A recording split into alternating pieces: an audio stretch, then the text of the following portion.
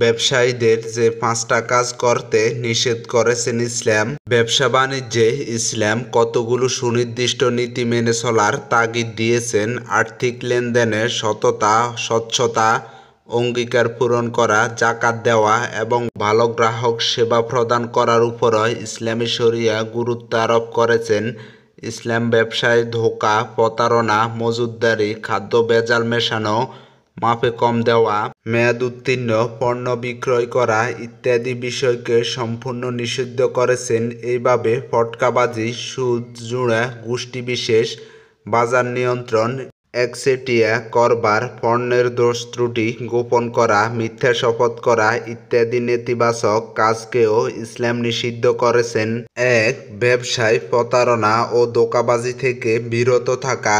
ইসলামে ব্যবসা বাণিজ্য উত্তম কাজ হলেও এর মধ্যে প্রতারণা ও ধোঁকাবাজি কঠোরভাবে নিষেধ করা হয়েছে এবং ইসলামে এর বিরুদ্ধে কঠিন শাস্তির হুঁশিয়ারি উচ্চারণ করা হয়েছে। পর্ণদ্রব্যে ভেজাল মেশানো, পণ্যের সঙ্গে খারাপ পণ্য মেশানো, পণ্যের দোষ ত্রুটি গোপন করা ইত্যাদি যাবতীয় ধরনের প্রতারণা ইসলামে হারাম। নবী করিম সাল্লাল্লাহু আলাইহি ওয়াসাল্লাম কেনাবেচার ক্ষেত্রে পণ্যের বিবরণ, মূল্য পরিশোধের সময় সুস্পষ্ট করতে নির্দেশ দিয়েছেন যাতে লেনদেনের ক্ষেত্রে অনিশ্চয়তা দেখা না দেয় এবং ক্রেতা বিক্রেতার মধ্যে মতবিরোধ সৃষ্টি না হয়। এই প্রসঙ্গে মহান আল্লাহ বলেন, এবং যদি তুমি কোনো সম্প্রদায় থেকে খিয়ানতের চুক্তি ভঙ্গের আশঙ্কা করো, সেক্ষেত্রে তোমার চুক্তি তুমি এইভাবেই বাতিল করবে, কারণ আল্লাহ খিয়ানতকারীদের পছন্দ করেন না। সূরা আনফাল আয়াত নাম্বার 58। ধোঁকাবাজি ও প্রতারণার বিষয়ে আল্লাহর রাসূল সাল্লাল্লাহু আলাইহি ওয়াসাল্লাম বলেছেন, তোমরা পরস্পর হিংসা করো না, পরস্পর ধোঁকাবাজি করো না, পরস্পর বিদ্বেষ পোষণ করো না, একে অন্যের পেছনে শত্রুতা করো না, একে অন্যের ক্রয় বিক্রয়ের উপর ক্রয় বিক্রয়ের চেষ্টা করো না, তোমরা সবাই আল্লাহর বান্দা হিসাবে ভাই ভাই হয়ে যাও। এক মুসলিম অপর মুসলিমের ভাই। সহিহ মুসলিম হাদিস নাম্বার 2566। 2. ওজনে কম দেওয়া নিষিদ্ধ। ব্যবসা বাণিজ্য একটি মহৎ পেশা। সততা ও ন্যায়পরায়ণতার মাধ্যমে ব্যবসা পরিচালিত হলে সেখানে অন্যায়, অনিয়ম ঠাঁই পেতে পারে না। এতে ক্রেতা বিক্রেতা উভয় লাভবান হবে। আল কোরআন ও সুন্নাতে ওজনে কম দেওয়াকে কঠোরভাবে নিষিদ্ধ, নিন্দনীয় ও পরকালীন দুর্ভাগ্যের কারণ হিসেবে আখ্যায়িত করা হয়েছে। মহান আল্লাহ বলেন, যারা মাপে কম দেয় তাদের জন্য ধ্বংস। এরা লোকের কাছ থেকে মেপে নেওয়ার সময় পূর্ণ মাত্রায় মেপে নেয় এবং যখন অন্যদের মেপে দেয় তখন কম করে দেয়। তারা কি চিন্তা করে না যে তারা পুনরুত্থিত হবে সেই মহাদিবসে, যেদিন মানুষ দাঁড়াবে বিশ্ব প্রতিপালকের সামনে। সূরা আল মুতাফফিফিন আয়াত 1-6। অন্যত্রে আল্লাহ বলেন, যখন মেপে দেবে পূর্ণ মাপে দেবে এবং ওজন করবে সমান সঠিক দাঁড়িপাল্লায়, এটাই উত্তম এবং পরিমাপের দিক থেকে কল্যাণকর। সূরা বনী ইসরাইল আয়াত নাম্বার 35। 3. ইসলামে মজুতদারি নিষিদ্ধ। ইসলামে বাজার ব্যবস্থা উন্মুক্ত, অবারিত এবং তা চাহিদা ও যোগান দ্বারা নিয়ন্ত্রিত। কিন্তু কোনো অসাধু ব্যবসায়ী যদি মজুতদারিতে লিপ্ত হয় এবং কৃত্রিম সংকট সৃষ্টি করে, তাহলে এটি বাজার মূল্য প্রভাবিত করে। এতে গ্রাহকের সমস্যা তৈরি হয় এবং দ্রব্যমূল্য বৃদ্ধি পাওয়ার কারণে ক্রেতা জুলুমের শিকার হয়।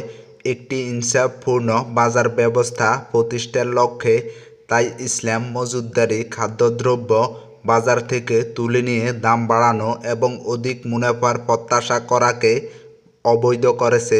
রাসূলুল্লাহ সাল্লাল্লাহু আলাইহি ওয়াসাল্লাম বলেন, যে ব্যবসায়ী পণ্য আবদ্ধ ও স্তূপ করে সে গুনাহগার। সহিহ মুসলিম হাদিস নাম্বার 1605। 4. পর্ণদ্রব্য ভেজাল মেশানো হারাম। ইসলামের দৃষ্টিতে খাদ্যদ্রব্য, পণ্য সামগ্রী, পানীয়তে ভেজাল মেশানো একটি মারাত্মক অপরাধ, কেননা খাদ্য ও পানীয় ছাড়া মানুষ বাঁচতে পারে না।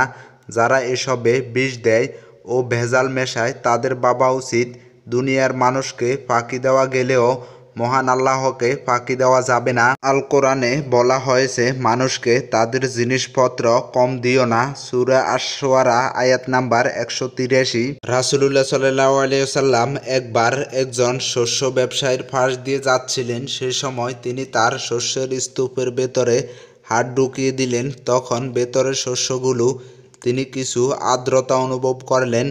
আল্লাহর রাসূল জিজ্ঞেস করলেন, এটা কি? ওই ব্যবসায়ী জবাব দিলেন, বৃষ্টিতে ভিজে গিয়েছিল।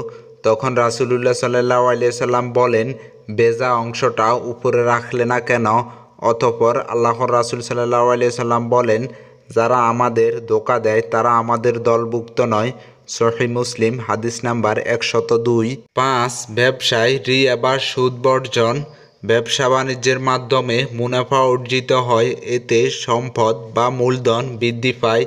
এই বৃদ্ধি ইসলামে উৎসাহিত করা হলেও সুদভিত্তিক মূলধনের বৃদ্ধি হারাম ঘোষণা করা হয়েছে। মহান আল্লাহ বলেন, আর মানুষের ধন সম্পদ বৃদ্ধি পাওয়ার উদ্দেশ্যে তোমরা যে সুদ নিয়ে থাকো তা আল্লাহর দৃষ্টিতে অর্থ সম্পদ বৃদ্ধি করে না, তবে আল্লাহর সন্তুষ্টি লাভের উদ্দেশ্যে যে যাকাত তোমরা দিয়ে থাকো তাই বৃদ্ধি পায় এবং তারাই সমৃদ্ধশালী। সূরা রুম আয়াত নাম্বার 39। সুদকে নিষিদ্ধ করে আল্লাহ আরও বলেন, আল্লাহ ব্যবসা বাণিজ্যকে বৈধ করেছেন আর সুদকে করেছেন নিষিদ্ধ। সূরা আল বাকারা আয়াত নাম্বার 275।